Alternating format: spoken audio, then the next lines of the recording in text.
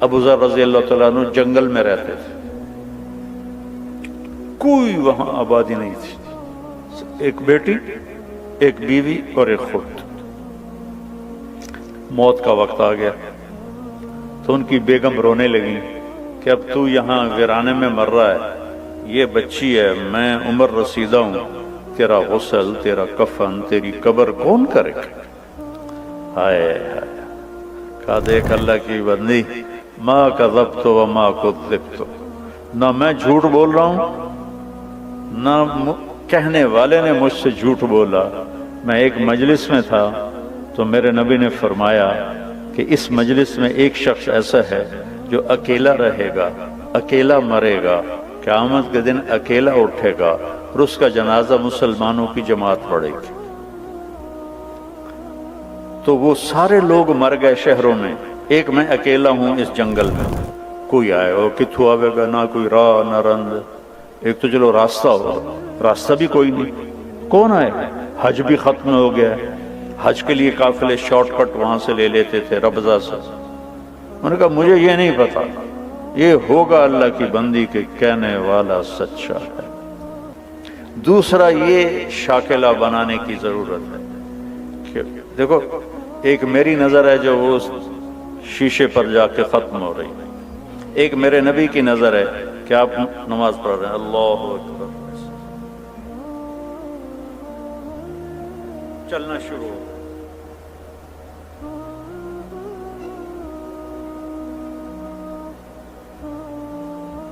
چلتے چلتے چلتے دیوار کے پاس آ کے کھڑے ہو گئے، یہ محراب نہیں ہوتی تھی، دیوار کے پاس کھڑے، تھوڑی دیر کے بعد پیچھے ہٹنا شروع ہو اور ہٹتے ہٹتے ہٹتے صف کے کنارے پر چلے گئے۔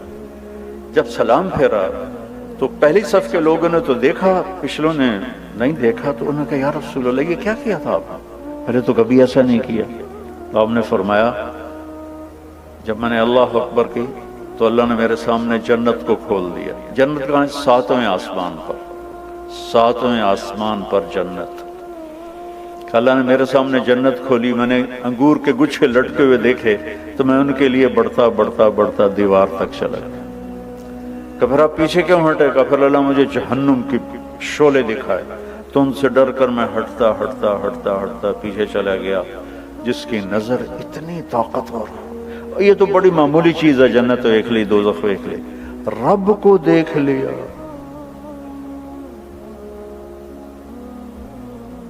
السلام علیک ایھا النبی ورحمۃ اللہ وبرکاتہ، اے میرے محبوب تیرا رب تجھے سلام پیش کرتا۔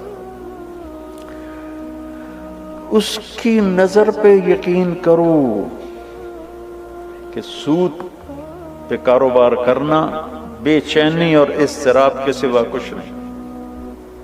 پرانی بات ہے، فیصلہ بات کا بڑا تاجر کہنے لگا یہ ہم تو بینکوں کے مینیجر ہیں، جتنا کچھ آتا ہے سارا ان کو کما کے دے دیتے ہیں کہ 2-4 ہزار بچتا ہے، اسی بوجھ پا کے لے جانے ہیں تو سن لوگ آتے ہیں شیخ صاحب تے سیٹھ صاحب اسی سارے بینکوں کے مینیجر ہیں۔ وہ کہنے لگی اب کون آئے گا یہاں؟ کہا مجھے نہیں پتا، چل راستے پہ جا کے بیٹھ۔ دن گزر گیا، کوئی نہیں ہے۔ اگلے دن اور حالت خراب، کہا جا راستے پر بیٹھ۔ ایک ایسے ہی راستہ تھا مکے کا شارٹ کٹ، جو کبھی حج جس کا لیٹ ہو جاتا تھا تو وہ راستہ اختیار کرتا تھا، صحرا تھا۔ تیسرا دن چڑھا تو بیٹی کو بلایا، کہنے والا بھی سچا تھا اور میں بھی سچ بول رہا ہوں، یہ یقین کا قصہ سنا رہا ہوں۔ بیٹی کو بلا کر بیٹا بکرا ذبح کرو اور کھانا تیار کرو، میرے جنازے پر کچھ مہمان آئیں گے، ان کو کھانا کھلانا ہے، میری موت مہمان نوازی سے روک نہ دے۔ وہ بیٹی نے کہا ان پہ وہ کملا ہویا پہ چلو ایک بکرا اٹھا دینی ہے۔ اس نے بکرا ذبح کیا اور اسے پکانا شروع کیا اور اماں جی جا کے راستے پر بیٹھ گئے۔ تیسرا دن تھا یہ اور ادھر سکرات جاری ہو چکے تھے، تو ان کی بیگم کو دور سے غبار اڑتا دکھائی دی، تو انہوں نے اپنا دوپٹہ یوں لہرایا ایسے ایسے کر، تو کسی ایک کی نظر پڑ گئی تو سارے وہ ادھر پڑ گئے۔ تو 20 آدمی تھے اونٹنیوں پہ سوار. تو یہ کہتی ہیں ایک مسلمان مر رہا ہے, اس کا جنازہ پڑھو گے؟ تو وہ کہنے لگے کون ہے؟ کہا ابو ذر. تو سارے رونے لگے دھاڑ دھاڑ کر کے کہ ہمارے ماں باپ ابو ذر پہ قربان, اس کا جنازہ پڑھنا تو ہماری بخشش ہے. یہ کون لوگ تھے؟ یہ عبداللہ ابن مسعود رضی اللہ عنہ تھے, اپنے 19 ساتھیوں کے ساتھ مکہ تشریف لے جا رہے تھے اور شارٹ کٹ انہوں نے لے لیا. جب وہ آئے تو ان کو دیکھ کے کہنے لگے آ گئے ہو, میں نے تو پتا ہی تسی آ ہی جانا. میرے نبی کی بات کا یقین.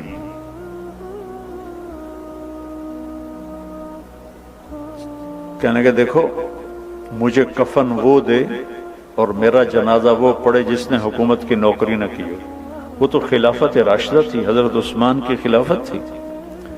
خلافت راشدہ کے وہ ازہد الصحابہ ہیں, سب سے بڑے زاہد صحابی ابو ذر غفاری. تو ایک انصاری نوجوان نے کہا کہ میں نے نہ کبھی حکومت کی نوکری کی ہے اور نہ ہی ان سے کوئی فائدہ لیا ہے, اور یہ میرا احرام ہے, میری ماں نے ہاتھوں سے اسے کاٹ کے بنایا ہے. انہوں نے کہا تو مجھے یہ کفن پہنائے گا اور تو ہی میرا جنازہ پڑھے گا. عبداللہ بن مسعود موجود, انہوں نے کہا نہیں تو میرا جنازہ پڑھائے گا.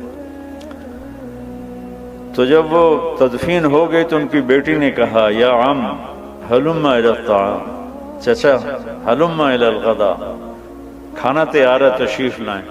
وہ کہنے لگے کھانا کیسے اتنی جلدی کیسے تیار کر لیا؟ وہ کہنے لگے نہیں, صبح سے ہی ابا نے کہا تھا کہ آج مہمان آئیں گے تو ان کے لیے کھانا تیار رکھنا ہے. تو حضرت عبداللہ بن مسعود رونے لگے, کہنے لگے واہ ابو ذر, تو نے مر کے بھی سخاوت نہ چھوڑ. تو سخی تھا زندہ بھی اور سخی رہا مر کے بھی.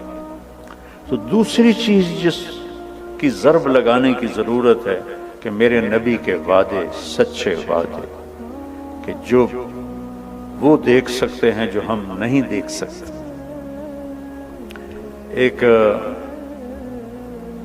جب آپ سفر میں تھے, ہجرت کے سفر میں, تو سراقہ بن مالک آپ کے پیچھے پہنچ گیا. تو ابوبکر صدیق نے کہا یا رسول اللہ یہ تو جان لیتا ہے ہماری.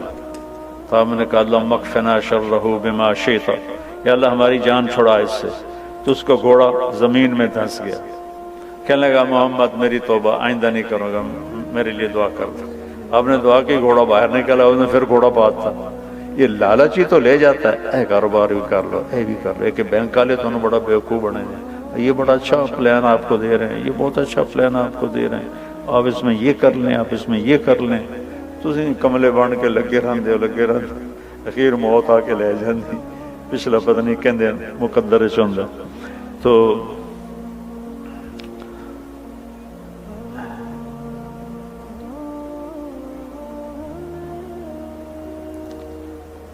کیا کہہ رہا تھا؟ اب سراقہ بن مالک ان کو لالچ ہوا, پھر پیچھے دوڑے, پھر گھوڑا دھنس گیا. پھر کہنے لگا میں میری منت ہے, ہن بس میری توبہ, میں کلمہ پڑھ لیا. تو آپ نے دعا کی, گھوڑا نکلا. آپ نے کہا سراقہ یار آج تو میری جان لینے کے پیچھے ہے. وہ کیا دن ہوگا جب سپر پاور, یہ تو میں اپنے الفاظ کر رہا ہوں, جب سپر پاور ایران کے بادشاہ کے کنگن تجھے پہنائے جائیں گے. ایران کے بادشاہ کے کنگن تجھے پہنائے جائیں گے. یہ کب کہہ رہے ہیں؟ جب مکے والوں کے خوف سے مکہ چھوڑا ہے اور مدینے جا رہے ہیں, اور چھپ کے جا رہے ہیں, راستہ بدل کے جا رہے ہیں, اور دنیا کی سب سے بڑی پاور کے بارے میں کہہ رہے ہیں کہ تجھے کنگن پہنائے جائیں گے. وہ خیر کلمہ پڑھ کے مسلمان ہو گئے. جب ایران فتح ہوا حضرت عمر کے زمانے میں, تو ان کے سامنے فہرست پیش کی گئی مال غنیمت کی. تو انہوں نے پڑھا تو اس میں کہنے لگے اس میں 2 کنگن کا ذکر نہیں ہے, کسریٰ کے کنگن. انہوں نے کہا جی کو ہے ہی کوئی نہیں, تو ہم نے لکھا ہی کوئی نہیں. کہنے لگے یہ تو ہو نہیں سکتا.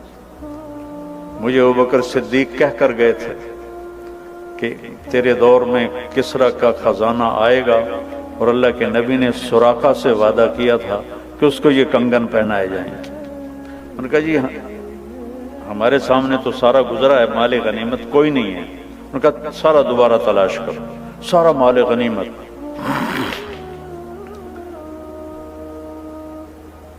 اس کا ایک قالین تھا جو 1 ایکڑ میں کے برابر تھا، 1 ایکڑ کی چوڑائی میں تھا اور لمبائی میں، ایسے پورا کا، اور اس پہ پورے ایران کا نقشہ تھا۔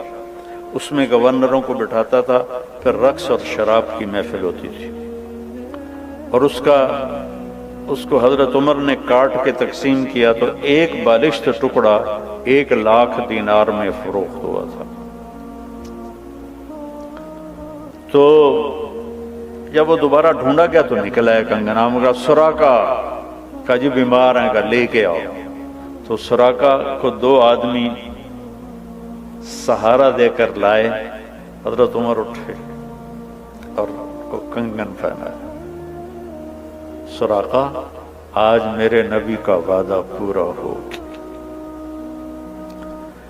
تو دوسری جو ہماری بنیاد ہے وہ یہ ہے کہ میرے نبی کی بات حق اور سچ۔ میرا نبی کہتا ہے سود مٹا دیتا ہے اور صدقہ زندہ کر دیتا ہے، جب میرا نبی کہہ رہا ہے۔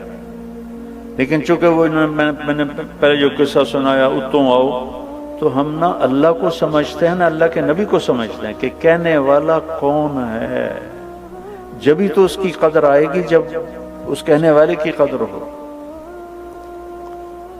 تو چونکہ کہنے والوں کی عظمت نہ پڑھی نہ سنی نہ کبھی جستجو کی، ساری سوچ کی طاقت ہے کہ مال کیسے بڑھے، پیسہ کیسے بڑھے۔ پیسہ بڑھاؤ، اللہ نے روکا تو کوئی، لیکن رزق کے حالات سے کما۔ عبد الرحمن بن عوف آپ سب کو جیب میں ڈال، یہ جتنے بڑے بڑے بینک ہیں نا، یہ سب ان کی جیب میں آ جائیں، اتنا ترکہ چھوڑ۔ ان کی بیویوں میں جو ترکہ تقسیم و 4 بیویاں تھیں، آج سونے کی قیمت کے لحاظ سے 2 ارب ایک بیوی کو صدقہ وہ وراثت ملتی تھی۔ 1000 گھوڑے، 10,000 بکریاں، 1000 اونٹ، اور سونے کی ٹائلیں، اینٹیں، جن کو اولاد میں وراثتاً تقسیم کرتے ہوئے آریاں ٹوٹ گئیں، آریاں۔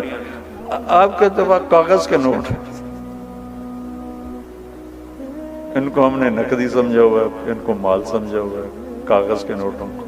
یہ یہودیوں نے ہمیں کتنا بیوقوف بنایا، سانو کاغذ بھی لے کے کارڈ دے دیتے، لو بھائی کارڈ پھیری جاؤ، تو یہ کاغذ بھی سانو واپس کرتے۔ ہم تو بیوقوف بنے ہوئے ان کے پیچھے چل رہے ہیں۔ ہم خود تراشتے ہیں منازل کے سنگ میل، ہم وہ نہیں ہیں جن کو زمانہ بنا گیا۔ ہماری تو اپنی راہیں تھیں، اپنے راستے تھے، جو لوٹ آئیں تو کچھ کہنا نہیں، جنہیں راستوں میں خبر ہوئی کہ یہ راستہ کوئی اور تھا۔ ہم تو کسی اور راستے کی طرف نکل گئے، کسی اور راہوں پر چل پڑے۔ تو میرے نبی کی بات کا یقین۔ ایک صحابی آئے، یا رسول اللہ میرے بھائی کا پیٹ خراب ہے، کہا اسقہل عسل، شہد پلا۔ شہد پلایا، پھر یا رسول اللہ اور زیادہ ڈائریا لگ گیا، آپ نے کہا شہد پلا، پھر شہد پلایا، پھر یا رسول اللہ اور زیادہ ہو گیا، کہا شہد پلا، تیرے بھائی کا پیٹ جھوٹا اور اللہ کا کلام سچا، فیہ شفاء للناس۔ تیسری دفعہ جب شہد پلایا تو اس کا پیٹ ٹھیک ہو گیا، صحیح ہو گیا۔